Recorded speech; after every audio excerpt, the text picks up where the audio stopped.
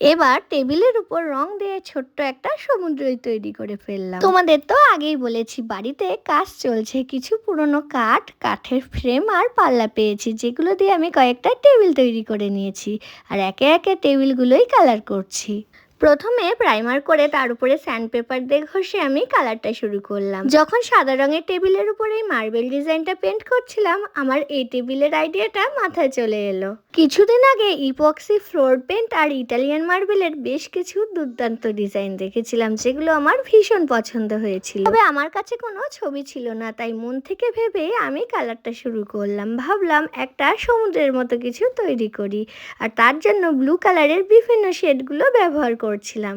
তার উপরে কিছু গোল্ডেন পেপারও দিয়ে দিয়েছিলাম, যেগুলোর জন্য আরো সুন্দর লাগছিল। আর বিশ্বাস করো, রেজিন ঢালার পর এত দারুণ লাগছিল, আমি নিজেই অবাক হয়ে দেখছিলাম যে এটা আমি তৈরি করেছি। কতজনকে দেখিয়েছি, কেউ বিশ্বাস করতে চায়নি এটা হাতে তৈরি।